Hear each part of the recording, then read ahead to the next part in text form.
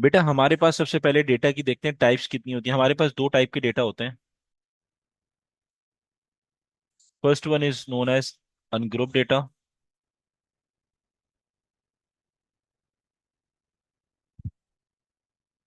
Then हमारे पास जो है वो सेकंड टाइप होती है डेटा विद द फ्रीक्वेंसीज।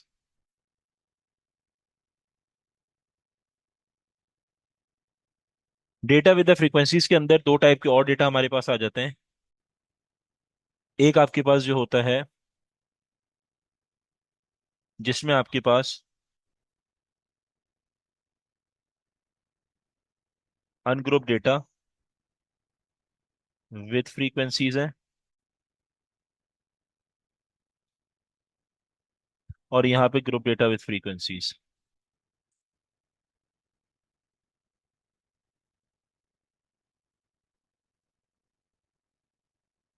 ठीक है।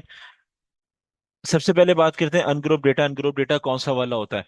ऐसा डेटा जिसके अंदर हमारे पास फ्रीक्वेंसीज के बारे में बात नहीं की जाती, यानी फ्रीक्वेंसीज क्वेश्चन में गिवन नहीं होती। सही है। दूसरी चीज, वो डेटा जिसको हम जो है वो इंडिविजुअली हर टर्म को कॉमा डाल के सेपरेट कर देते हैं, उस डेटा को अनग्रुप डेटा कहा जाता है। सही है। अच्छा, अब अनग्रुप डेटा जिस तरह मैंने बताया दो टाइप के होते हैं। क्या होते हैं कि हम अनग्रुप डेटा को फ्रीक्वेंसीज में भी लिख सकते हैं और विदाउट फ्रीक्वेंसीज भी गिवन होता है। अगर क्वेश्चन के अंदर आपके पास फ्रीक्वेंसी के साथ गिवन नहीं हो अनग्रुप डेटा, और उनको जो है वो लिखने का तरीका क्या हो, कॉमे के साथ जो है वो हर नंबर को इंडिविजुअल लिखा गया हो, उस डेटा को जो है हम रॉ डेटा या अनग्रुप डेटा कहते हैं। सही है। अब इसकी एग्जांपल आपके पास यहाँ पे क्या आती है? Ungrouped data without frequency. अब इसकी एग्जांपल आपके पास क्या होती है? लेट सपोज 2, 4, 3, 10, 7, 7, ये मेरे पास आ गया। सही। अब ये जो डेटा मेरे पास है, ये एक रैंडम रॉ डेटा है जो मेरे पास हैफ हैजर्ड लिखा हुआ है, ना असेंडिंग ऑर्डर में ना डिसेंडिंग ऑर्डर में। ठीक है। दूसरा, इस डेटा के अंदर हर नंबर को इंडिविजुअली कॉमे से सेपरेट किया गया है, तो ये डेटा क्या कहलाता है? अनग्रुप डेटा विदाउट फ्रीक्वेंसीज कहलाता है। अब इसके अंदर जब भी इस टाइप का डेटा आपके पास आएगा, तो इसके अंदर हमारे पास मीन मीडियन मॉड के फॉर्मूले अलग होते हैं, और जो अनग्रुप डेटा विद फ्रीक्वेंसी या ग्रुप डेटा विद फ्रीक्वेंसी होता है उसके अंदर हमारे पास जो है वो मीन मीडियन मॉड के फॉर्मूले डिफरेंट होते हैं। सबसे पहले बात करते हैं हम मीन की। मीन का फॉर्मूला आपके पास क्या होता है बेटा? Sum of numbers divided by the total numbers. Total numbers का मतलब ये है कि यहाँ पे हम बात कर रहे हैं क्वांटिटीज की। ठीक है। सिमिलरली अगर मॉड की बात करते हैं, मीडियन की पहले बात कर लेते हैं। मीडियन का जो फॉर्मूला होता है बेटा, that is n+1 divided by 2। n+1 divide by tooth value, ये आप करते हो। सही है।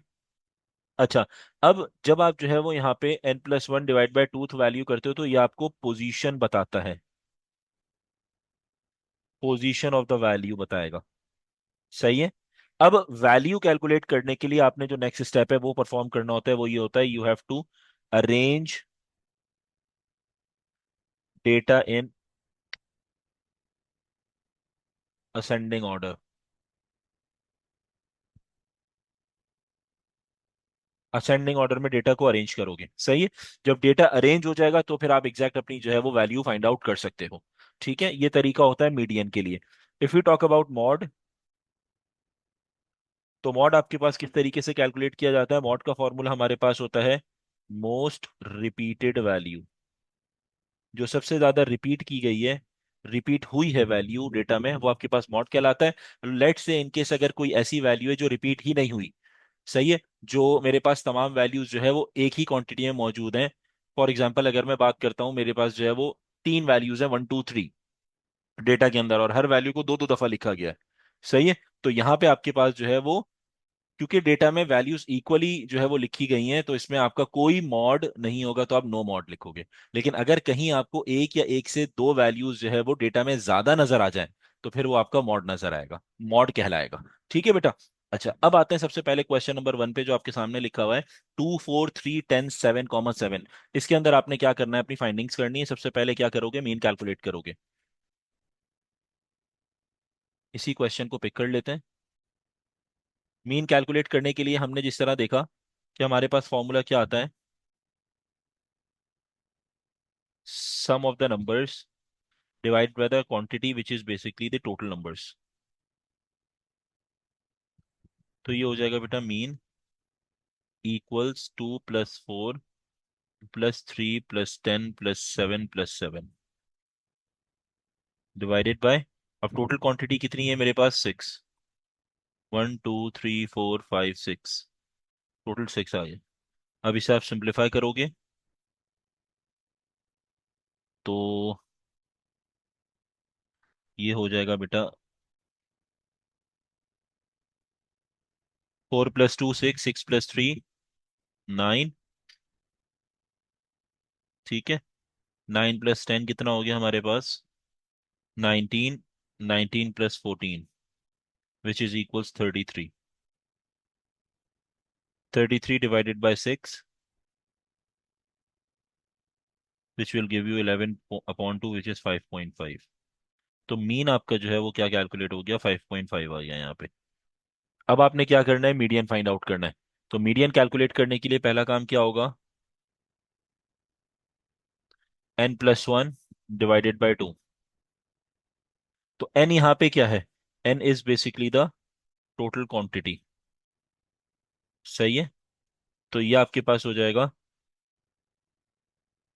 n+1 डिवाइडेड बाय 2, यानी 6 + 1 डिवाइडेड बाय 2। तो 6 + 1 क्या हो गया, 7। 7 डिवाइडेड बाय 2 इज इक्वल्स 3.5, यानी 3.5 पोजीशन पे बात हो रही है। सही, जिस तरह मैंने आपको कहा था ये पोजीशन प्लेसमेंट आपको बताता है। सो 3.5 मेरे पास यहाँ पे आ गया। अब नेक्स्ट स्टेप में आपने काम क्या करना है, सबसे पहले डेटा को रीअरेंज करना है इन असेंडिंग। डिसेंडिंग नहीं करोगे, हमेशा असेंडिंग करोगे।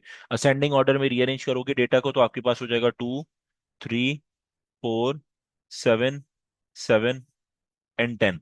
ये मेरे पास आ गया। सही है।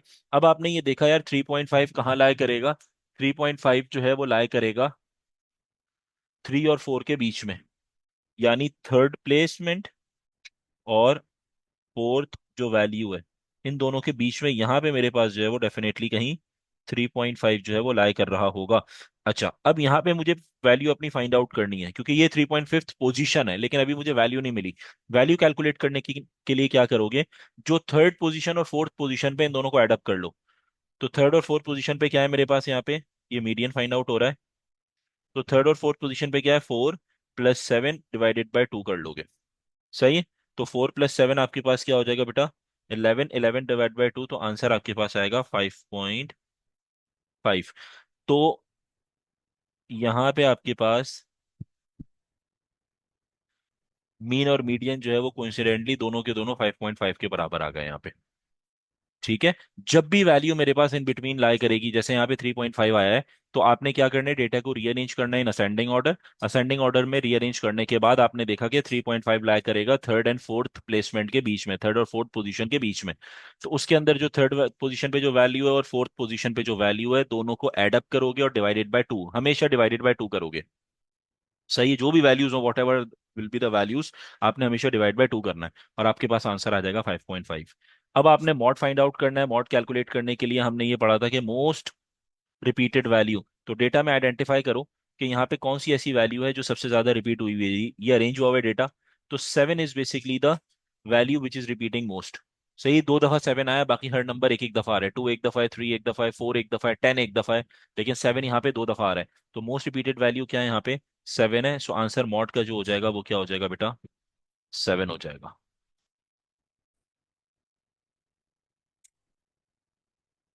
First of all mean calculate करने के लिए बेटा आपके पास जो है वो फॉर्मूला क्या होता है, you have to add all the values. तो सबको आप सम अप करोगे, it's 13 + 16 + 12 + 14 + 19 + 13 + 14 divided by, total values मेरे पास यहाँ पे कितनी है, 1 2 3 4 5 6 7 8 9। 9 वैल्यू आ गई। अब क्या करना है, इसको आपने सॉल्व करना है। तो यहाँ पे क्या हो जाएगा बेटा, 13 + 16 + 12 + 14 + 19 + 14 +13 + 14। क्रॉस चेक करना है बेटा, is it 127 divided by 9? So 127 divided by 9 will give you answer 14.11। Mean का आंसर आपके पास आ रहा है 14.11।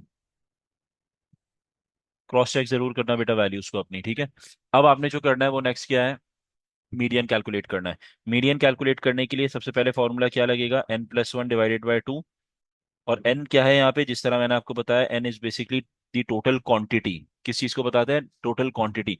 तो टोटल क्वांटिटी यहाँ पे कितनी है, 9 वैल्यूज है। 9+1 divided by 2 which is basically 10 divided by 2 which is 5। तो फिफ्थ प्लेस पे जो भी वैल्यू होगी that will be your median. ठीक है, अब आपने क्या करना है, अपने डेटा को यहाँ पे रीअरेंज करना है। डेटा को रीअरेंज करने के लिए सबसे पहले आप क्या करोगे, छोटी वैल्यू आ जाएगी असेंडिंग ऑर्डर में, क्योंकि डेटा रीअरेंज हो रहा है। तो ये आ जाएगा 12, then we have again 12, then we have 13, 13, उसके बाद आपके पास आ रहा है 14, फिर आ रहा है आपके पास यहाँ पे 14 आ रहा है, उसके बाद फिर आपके पास यहाँ पे 14 आ रहा है बेटा। टोटल वैल्यू हो गई 1 2 3 4 5 6 7। तो दो दफा 14 नजर आ रहा है मुझे, then we have 16 and then we have 19। तो इन शॉर्ट टोटल वैल्यूज आपके पास कितनी हो गई, 9। 1 2 3 4 5 6 7 8 9, 9 वैल्यूज हो गई, रीअरेंज हो गई इन असेंडिंग ऑर्डर। अब आपने चेक किया फिफ्थ प्लेस में क्या आ रही है। तो ये हो गया first, second, third, fourth, fifth, ये फिफ्थ पोजीशन है आपके पास। सही है, तो आपके पास जो है वो यहाँ पर this is your fifth place. तो मीडियन की डायरेक्ट वैल्यू आपके पास जो है वो क्या आ गई बेटा, 14 आ गई। राइट। अब मॉड कैलकुलेट करते हैं। मॉड हमारे पास यहाँ पे क्या हो जाएगा, मोस्ट रिपीटेड वैल्यू, वो वैल्यू जो सबसे ज्यादा रिपीट हुई हुई नजर आ रही है। अब यहाँ पे डेटा में देखो, 12 दो दफा है, 13 दो दफा है, 14 3 दफा नजर आ रहा है, 16 एक दफा है, 19 एक दफा है। ठीक है, कहने को 13 और 12 ये दो वैल्यूज जो है वो 16 से और 19 से ज्यादा रिपीट हुई हुई है। But we since we are discussing the most repeated, जो सबसे ज्यादा रिपीट हुई है वो कौन सी, अगेन 14 है। ये सबसे ज्यादा रिपीट हुई हुई है, तो 12 और 13 निगलेक्ट हो जाएगा। सिंपल मेरा जो आंसर होगा वो क्या होगा, 14। तो मॉड जो है वो क्या हो गया मेरे पास, 14 हो जाएगा। सही है, कोई फॉर्मूला नहीं लगता इसके अंदर, सिंपल मोस्ट रिपीटेड जो वैल्यू होती है वो लिखी जाती है मॉड में।